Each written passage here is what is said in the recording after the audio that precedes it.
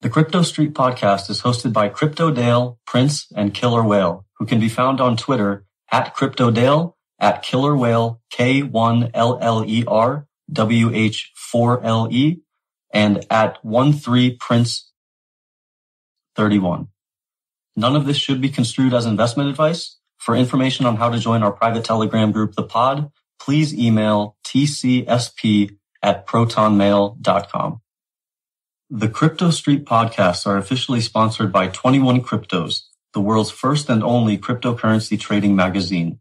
Visit 21cryptos.com and enjoy 50 plus pages of pro tips and predictions, an analysis of the best 21 coins to invest in for the month, trading lessons and articles from your favorite pros, price action event calendars, entertainment, and lots more. Stay ahead of the game and get your copy today. Visit 21cryptos.com.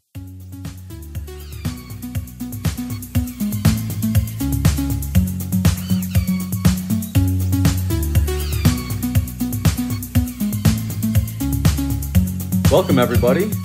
Latest episode of the Crypto Street podcast. I am the fill-in host, Killer Whale, this week. Our buddy Dale is on vacation, spending some quality time with the family, hanging out, taking a little bit of break from the grind of everyday life. So I am joined today with my normal co-host, Prince, and our special guest, Sherlock. Hey, guys. AKA What's up, Sherlock? What's up? Crazy Crypto. How you guys doing Thanks for today? coming on, man. Thanks for inviting me. Prince, how you doing, buddy? Oh, I'm not doing too bad. I've been fighting with the Ethereum network a little bit. Transactions don't want to go through. Another day in the life, right? Yeah. Just another day. Absolutely. Yeah. Is it still cold as shit in Canada, or how's that going?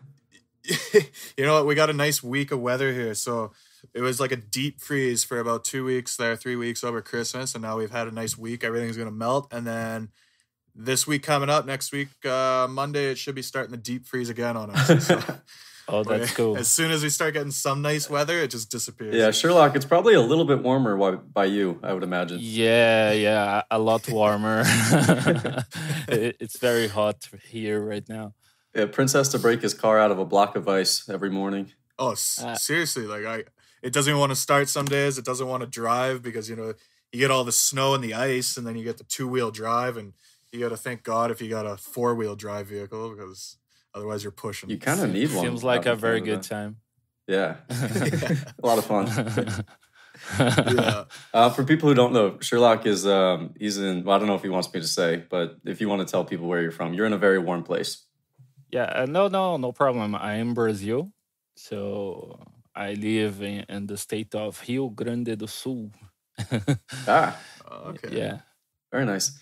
Prince, I wanted to talk to you real quick about the Canadian junior team won, I guess, the World Hockey Championship. I figure you want to talk with this a little bit about the people, or a little bit about this to the people. Oh, it was wicked. I was out watching the game with some of my buddies, and go figure who gets the game-winning goal with about, 50 seconds left, so much, last minute of the game. And it was a buddy that I've partied with him a bit, know him.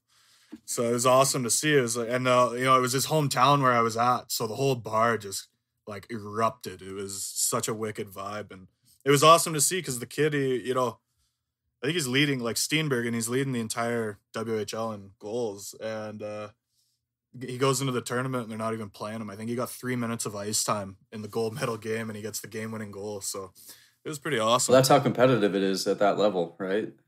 Oh, yeah. It's insane, man. It's like college football in the U.S. Even like the studdiest really studs in high school, like 99% of those guys don't even make it to D1 college football. And then of those guys, 99% don't make it to the NFL. So I'm sure it's pretty similar. It is it's almost exactly the same. And then I saw that the Swedish captain threw his silver medal into the stands. I loved that, dude. I thought that was funny. I fucking love that. It was hilarious. And everybody, is going up saying how, that's so unsportsmanlike. It's so trashy. Why are you throwing away your silver medal? Who the hell wants a silver medal? Yeah, it's the worst. Who wants, who wants a medal for coming in second place?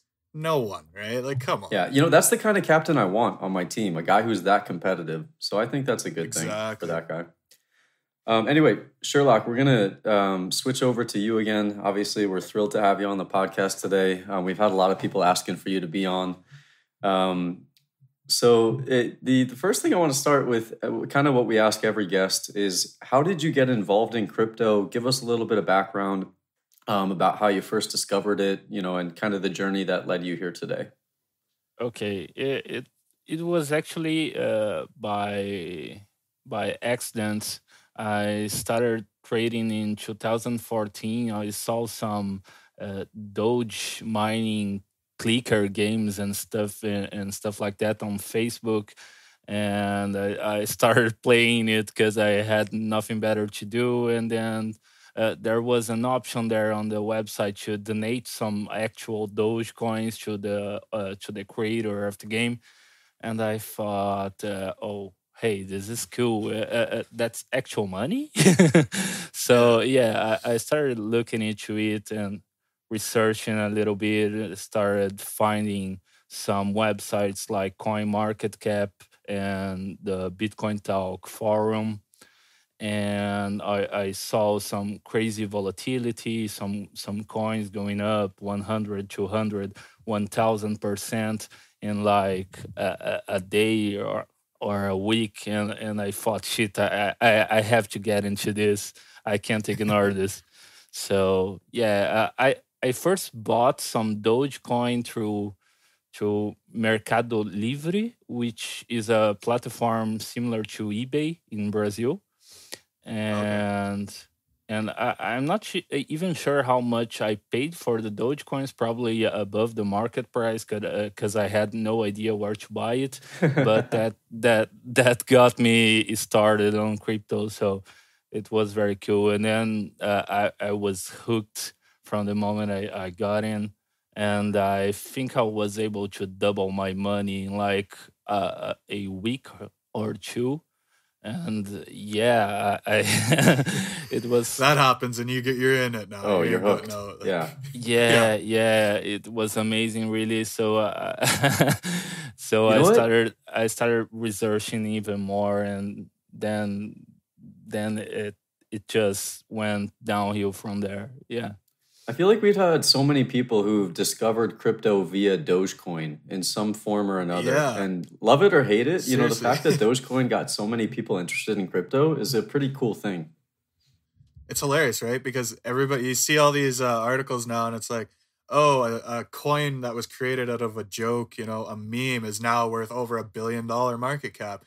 And everybody kind of looks at that and snickers, like, oh, this is crypto, like meme coins, But at the same time, Doge has played such an instrumental part in growing this space. Yeah. And a lot of people they don't realize that. The people who are newer, like, Doge has been here for a while. It's a brilliant entry point for crypto, because it's like you were playing a game or something, and you discover you can make money with it. So yeah, it's very cool. Yeah, and like this whole thing feels like a game to me sometimes too. Like even when I'm on Poloniex and like you see the red numbers and the green numbers and you're trading on margin, it's like it because it doesn't have that dollar sign next to it or whatever your local currency is. It's hard to kind of process sometimes that this is actual money, and a lot of money that you're dealing with sometimes. It really feels like a game that you're just playing. Yeah. It's almost unreal when you start cashing out some, and you think, shit. Yeah. It's like, how did this get created? Like, this isn't real, is it? Like, I actually read about Bitcoin before that, but I never really paid attention to it. I thought it looked like a scam or something, or some weird internet money. I just really paid attention when I saw Dogecoin. So yeah. That's awesome. I love that. Yeah. So I think, crypto has certainly changed my life a lot. Prince, I'm sure it's changed your life a lot. Sherlock, talk a little bit about how crypto has changed since you first got involved with it, and maybe a little bit about how it's changed your life and some of the positives that crypto has brought to you. Yeah, it definitely changed my life a lot. in the past few years. I mean, I started trading, like I said, in 2014, and I made like 40 Bitcoins back then. And Jeez. Nice. yeah, I started with a quarter Bitcoin and was able to turn that into 40 Bitcoin. Damn. But yeah, it was an amazing year, and it was right at the time that Bitcoin was actually correcting, and alts were pumping while BTC corrected. It's very different than what happened in 2017 now, and it's still happening. Some people are afraid when Bitcoin goes up and they start dumping, perhaps to preserve their dollar value. And but I still think that it might happen again, that both things can pump together. So yeah, Yeah, so we kind of got that back in March, yeah, May, yeah. in 2017, eh? Yeah, we had That was a nice. few moments. Yeah. So I made some money there. Bitcoin wasn't worth as much, of course. So back then, I kind of needed the money. Life got in the way. I had other stuff to do. So I actually didn't hold those 40 Bitcoin. I ended up using them in 2015, and I stopped trading altogether, and I came back to trade in January 2017. So I kind of had to start all over again, but I You got was back in at like one of the best I was gonna moments say to you be picked a getting good back in, time. though. yeah, I bought Bitcoin again when it was at $900. Yeah, so it was very cool, and I was able, in USD value, I was able to make much more than I had made in 2014. You know what's So crazy is like you talking about getting back in January of 17 just kind of made me think about how Bitcoin really was only $900 or $1,000 around then. And it's like, it's yeah, insane to think that was only a year ago, because I remember in that moment, I was thinking, this is amazing. Bitcoin's almost at $1,000 Yeah. again. Like, yeah, how much further can it go? You know? And like, you think, uh, it's like, your perspective shifts so quickly. We're only a year yeah, later and we're going, oh, is it going to go below 10,000 again? Like, it seems yeah, ridiculous if you think back about it. Crypto's yeah. nuts. Like, I was actually a bit scared when I bought at $900. I thought, hey, this is kind of high again, but fuck this shit. I need to get in again. FOMO. So Yeah. yeah, The FOMO is strong, dude. I can't tell you. Like, I try to stay disciplined, but there's so many times during a trade where I'll close it out and like almost immediately I want to open a position again. Like I have no real good Oh, reason yeah. for wanting to do so. I just want to have some kind of action. And like, you're yeah, just so scared of missing that big move because Well, it can it's happen hard so in these quick. markets too, right? Because like we all experience, these markets move so fast and so powerful, and then like it feels like a video game, but at the same time then you go to cash it out and it's like, oh, this is actually real money. yeah, So it's like letting those emotions kind of come over you. It's so easy to let it happen. yeah. It's tough to control. Yeah, the most difficult part in trading, in my honest opinion, is actually controlling your emotions when trading. It's not really make the trading itself, is actually controlling how you feel about it. 100%. I agree. Especially crypto, I feel like one of the things is like, a lot of people say you have to have a really good setup, you have to have a target. And I think that stuff is important when you're trading, but crypto can really move so quickly that I think it's also kind of important that if you feel something and you see something on a chart, you need to buy like then, like right then, because yeah, I think you can kind of wait a little bit in crypto for your, the chart to kind of confirm, because it just moves so quickly that oftentimes if you don't trust that initial gut instinct, it's going to make that move you think it was going to make, and you're going to Yeah, have a less good entry point at that point. But I it's agree. hard, but it's not like stocks or trading bonds or something traditional like that. It moves so much quicker. Yeah, I agree completely. Well, I got my equities account I'm up like 3% right now on a position I bought last month, and I'm excited. You know, it's like, oh yes, good, 3%. You know, Yeah. and then I look at my crypto accounts. It's like, oh yeah, it's 3% up or down. That's like a bad day. You know, Yeah, That's, yeah. 3%. Yeah. Yeah. Kind of a Not. surreal moment that I think is indicative of how far crypto has come, even just in the past year.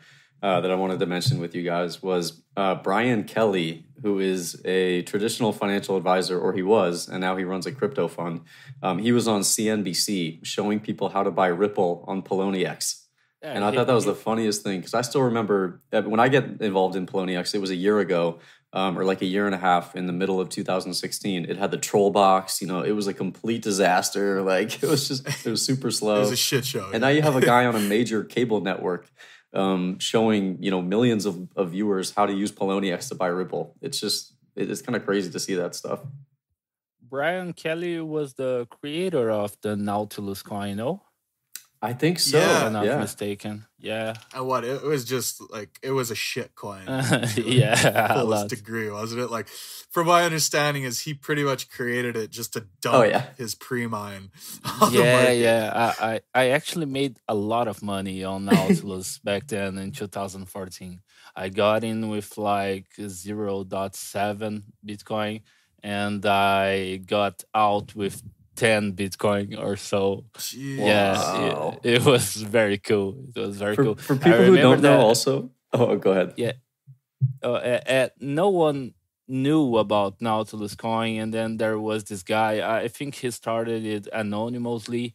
So, and there was some rumor about him being a big guy in finance and stuff. And so when he revealed his identity, I think it started pumping like batshit crazy. So Yeah, it was very cool. that's hilarious. Yeah, I got to imagine he made a lot of money on that, Brian That's- Kelly. Oh, God. Yeah.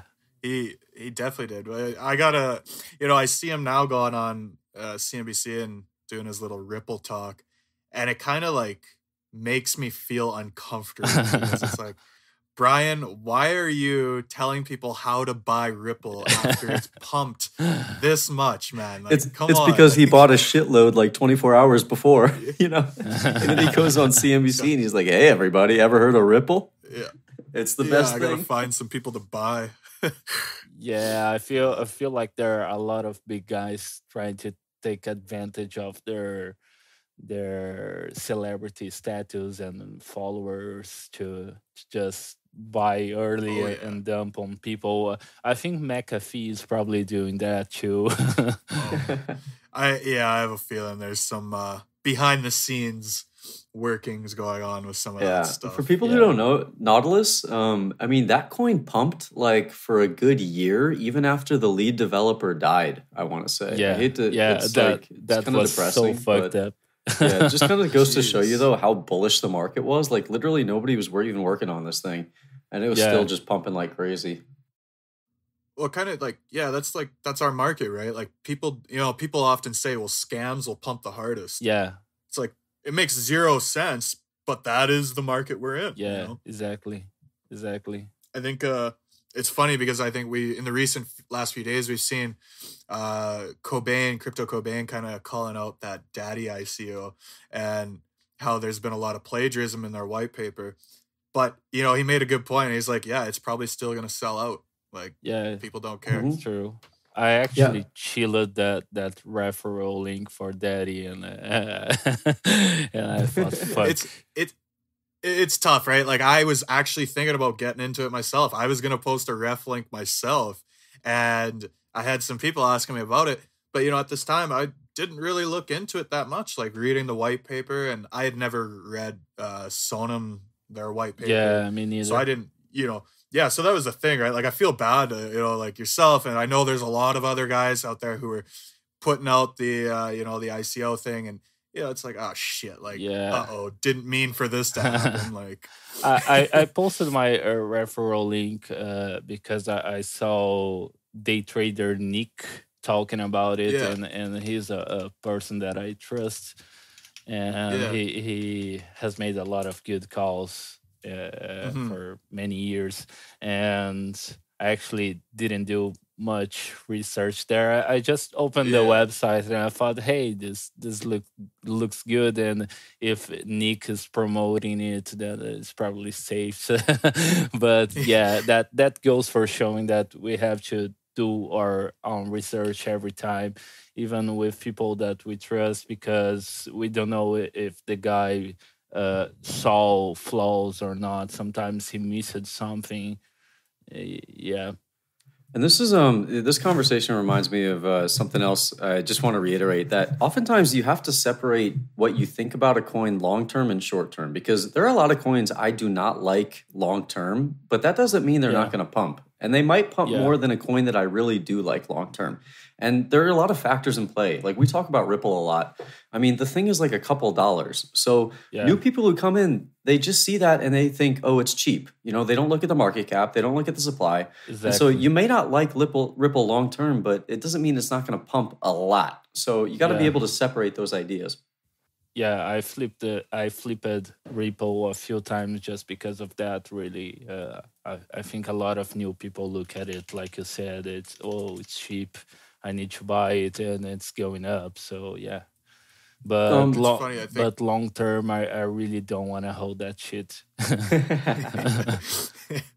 Well, I think we're about to see a phase here, even you know, with the ICOs now, because you know we've been seeing these really cheap coins pumping, and I think now we're going to see a phase of ICOs just going completely stupid and just crazy, and we already are. You know, Dragon Chain is kind of leading the run, I think, on that. Yeah. And we're going to see a lot more doing that, because now people, all the new money, they're like, oh, you know, if I can get it even cheaper before the rest of the market's getting it, that's the way to go. You know, the amount, like I've had buddies telling me, it's like, well, I don't want to trade stuff on exchanges.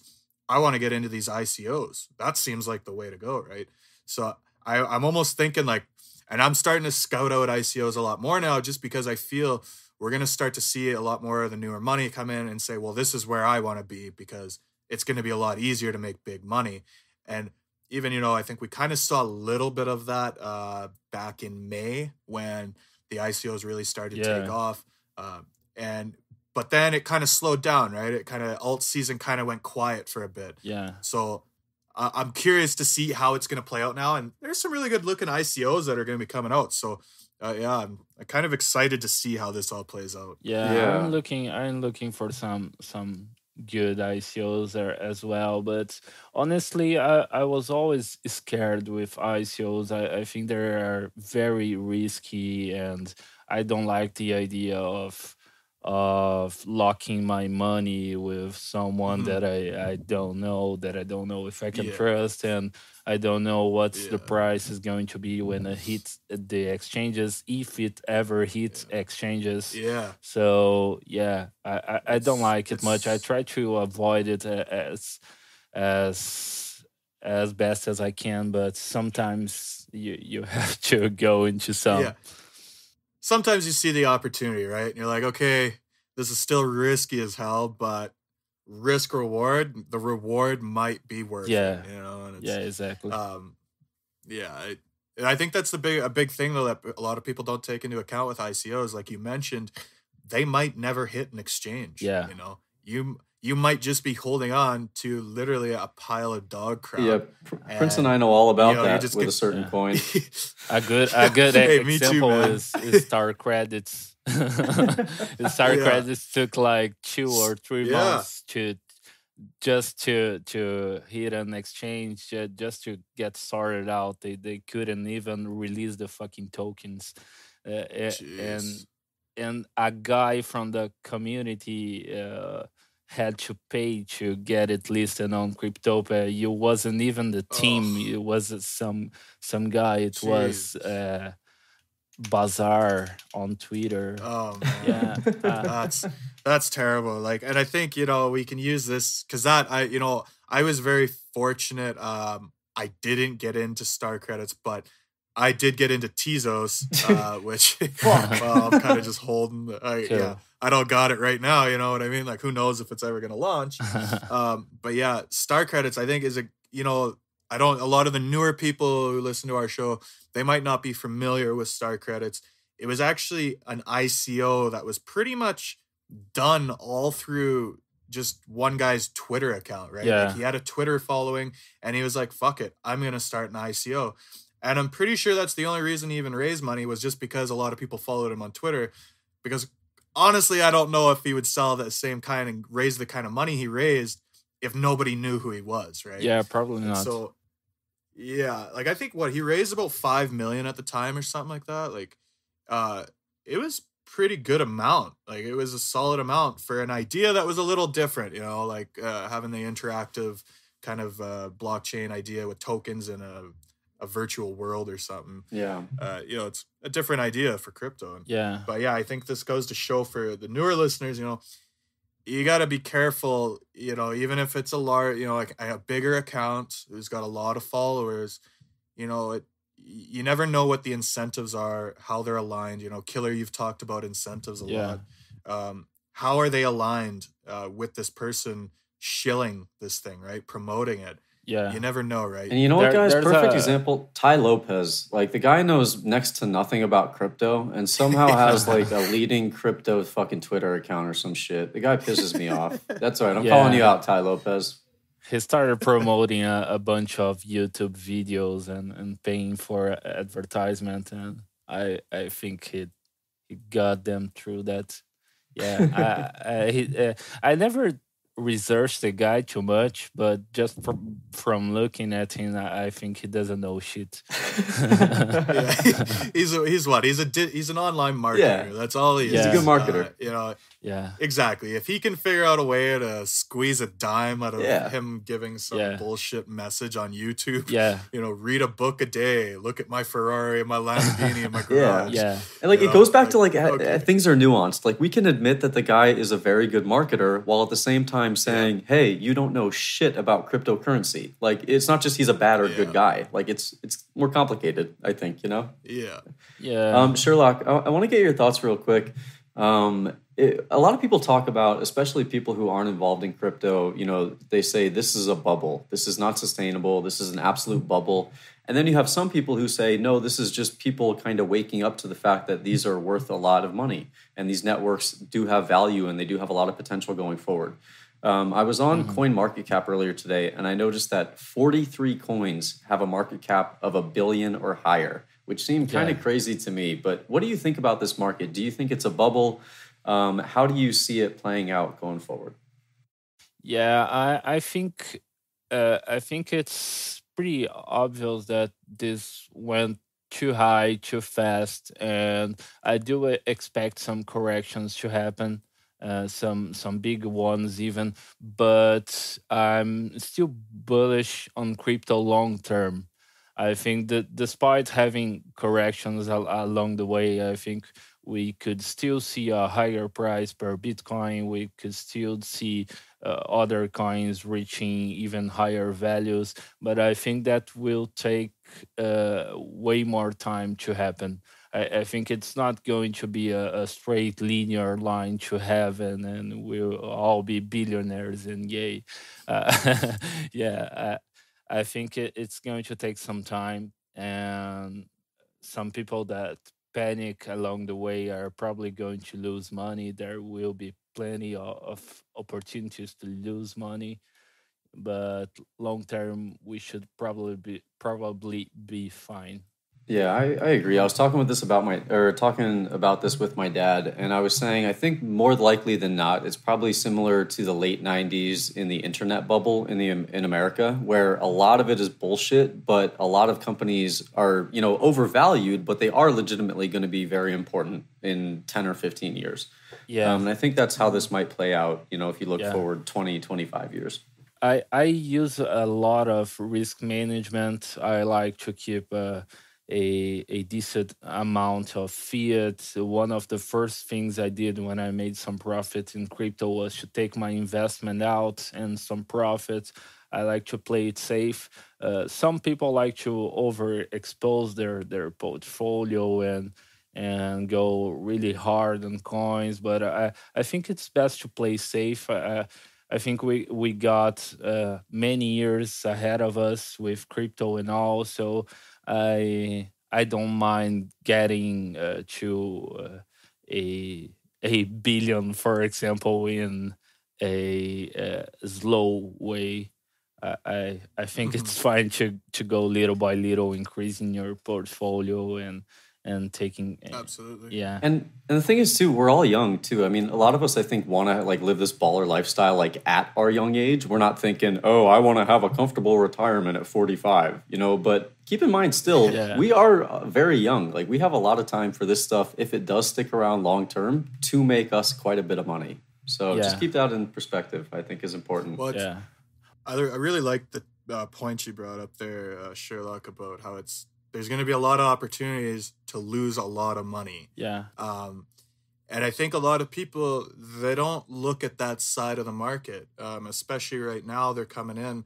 We're seeing there's a huge influx of new entrants into the market, and it's being parlayed into now alt moves, right? We can usually, that's a nice correlation to that.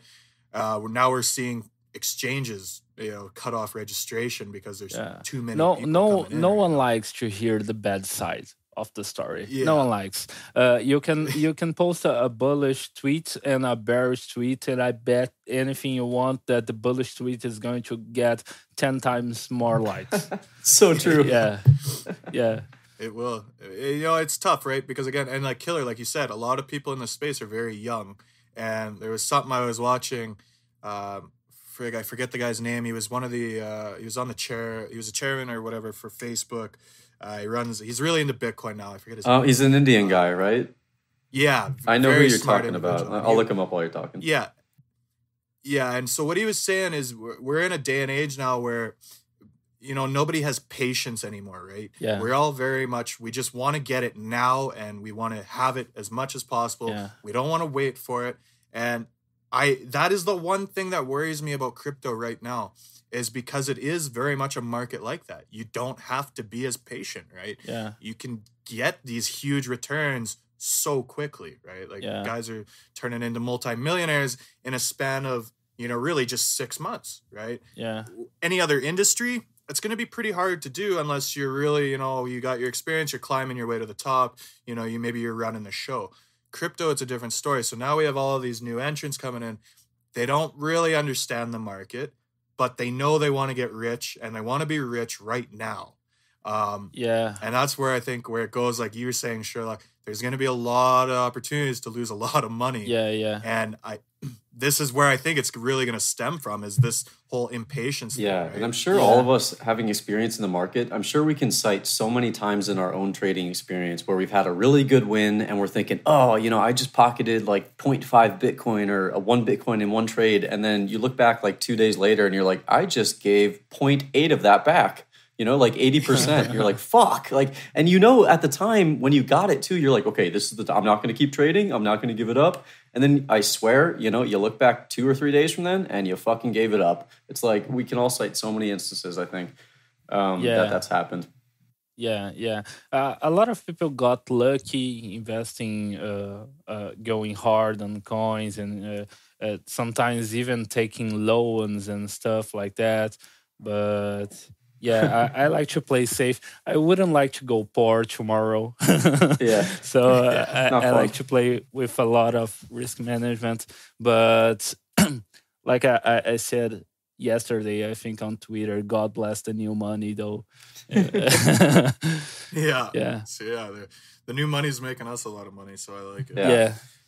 All right, guys, we're going to move on to a section called Bullish or Bearish, which our listeners know, they're familiar with. We basically give the name of a coin and we talk about whether we are bullish or bearish on that coin going forward. That can be 6 months, a year from now, whatever it may be. So the first coin we're going to talk about is ETC, or Ethereum Classic, for people who don't know. Sherlock, let's get your thoughts on this. Okay, so I bought some ETC, I think a week ago, and added more to it on this latest correction that it had to around 190 and 200k satoshis there, and I'm really bullish about it. I think on most alt seasons we had an Ethereum Classic pump, so I think that is possibly going to happen again. I Yeah. don't have a lot of reasons like, oh, it's because they are releasing this or that. I just think it's kind of cyclical. Yeah, and that's the thing, right? There's so many ways to trade. Just playing market psychology, Yeah, probably one of the easiest ways to do it, right? yeah, Yeah, this is another one of those coins where I don't really like it long term, but that's not to say it will not pump. It's currently about yeah, $41 in dollar terms. That's not huge, you know. I mean, if it breaks into the hundreds or 200s or whatever. I mean, yeah. Ethereum Classic is, to be honest, I really don't think it serves much of a purpose. I don't think it has much of a following other than people who trade it and kind of have an idealized version of Ethereum. And Barry Silver. But That's yeah, I but think they are kind of trying to bring more ICOs to the Ethereum Classic platform to kind of Mhm. mimic what Ethereum is doing. So it Yeah. might get some interest due to that. But and you know what? if this if it goes around 0.01 or even half of that, I will be probably taking some nice profit of the way. I also don't plan on holding it for too long. Yeah, and I think it's funny you mentioned them trying to attract more ICOs because back in the day, and by back in the day, I mean like 8 months ago, Ethereum, like that was one of the things that they knocked Ethereum for, was they were like, we don't have any ICOs. Like, we're not all about that. We don't just want to raise crazy amounts of money. And now you fast forward and they're like, oh, shit, we can make a lot of money doing that. Yeah, we do like ICOs. Like, we love ICOs. You know, it's like, oh, really? Well, that's changed quite a bit from a year ago. And I just think it goes to show, we talk about it all the time. Follow the money, you know, incentives drive behavior. Yeah, Yeah. it's Absolutely. Yeah, I'm bullish. You know, I like ETC. I think we even just look at the amount of volume that's been coming in around this level on the chart. There's been a ton of volume. So to me, you know, I look at that and it's still, we haven't really seen it go for a run yet. yeah, We've seen Ethereum, its bigger brother, starting to move, and you know, just kind of remembering how last alt season was with Ethereum Classic, it took a little bit longer for it to start to move. You know, Ethereum was running, but Ethereum Classic was kind of being a little more patient, and then one day it was just like boom, yeah, it's going. yeah, And so I think we're gonna see that again. You know, as people see Ethereum run, they're gonna be like, oh well, Ethereum Classic, it's like the same thing, but it's, you know, it's been kind of consolidating. So let's buy it, you know? Yeah, Yeah. I was I think going we're to gonna probably bring see up Ethereum as my next coin, but I think we've kind of touched on it, you know, tying it in with ETC. Sherlock, is there anything else you want to add about ETC? Uh, no, I don't think so. I just think it's like Litecoin for Bitcoin. It's like the younger brother Yeah. for Ethereum. Uh, Yeah. yeah, Okay, next coin for bullish or bearish is going to be Bitcoin. So current price is about 16,000. We're recording this on Sunday. So bullish or bearish on Bitcoin going forward? oh shit. Do I have to, do I really need to give an opinion on this? As long as it's I'll bullish, probably be yes. undecided. So yeah, I'm actually somewhat bearish on Bitcoin. Sorry. How dare you? Yeah, sorry. I think alts are more prone to pump while Bitcoin starts correcting. It's definitely starting to feel But like that to me too. It seems like Bitcoin is going to be in a flat sort of maybe drift downwards a little bit while all these new people yeah, discover alts and how much more return potential there is. yeah. It's especially because Vinny Lingham just recently tweeted Yeah. that Bitcoin is going to go up more. So I think Poor Vinny. I we're saw fucked. that. I guess Vinny made like a couple really good calls that were like spot on when Bitcoin was going up, and it completely went to his head. He was just like, "Oh, I can predict all these Oh. things," and he's been wrong on like every move since then. Like you can tell he thinks he's the classic example to me of a guy who thinks he's really smart because he's made money in a bull market. It's like, you know, at the end of the day, you got to stay realistic with yourself. You know, like for myself, I know I'm not a fucking genius. I know that. Yeah. But I know how to spot an opportunity when it's in front of my face. And that has been the thing, right? Just riding the wave. But here you get Vinny. Well, fucking Vinny wants to be an oracle, right? He thinks he's going to be given the prophecies of everything's going to happen. And he's almost, if anyone knows who Dennis Gartman is, he's pretty much turning into Gartman. He is, the reverse indicator. Yeah. It's like, do the opposite. Prince, I think it's so interesting that you said real quick, I know I'm not a genius, but I think the fact that like you can say that makes you smarter than a lot of people, because that enables you to learn and actually be honest with yourself and improve and get smarter. I agree. I'm actually very afraid of doing Bitcoin predictions. I think it's very unpredictable in general. I think I don't know. I am bearish, but I wouldn't be surprised if it went up to 20, 30K. I seriously wouldn't. It has this thing where it goes against everyone, what everyone is thinking. So yeah. As soon as everybody starts to feel like, okay, it's time to sell, all of a sudden it's going to make them all feel like an idiot. Yeah, exactly. All right. Next coin we're going to talk about is Litecoin, LTC. Thoughts, fellas? Let me check the chart. I haven't been... Yeah, I'm going to check too, actually, because I don't have a strong opinion on the fundamentals. I haven't been keeping tabs on Litecoin too much. Let me check it out. I guess I'll start. I think Litecoin, the chart looks fairly bullish to me, just like every other altcoin chart, pretty much. It's yet another one where I don't think it's the most useful coin long term. I think it has more competition with transactions with Bitcoin Cash. I'm going to go bearish. I think Litecoin had a hell of a run. The chart is semi-bullish, but I'm still bearish on it. Yeah. I think it looks very similar, like you said, to other alts. Maybe it could still go up if we're going to have an extended alt season.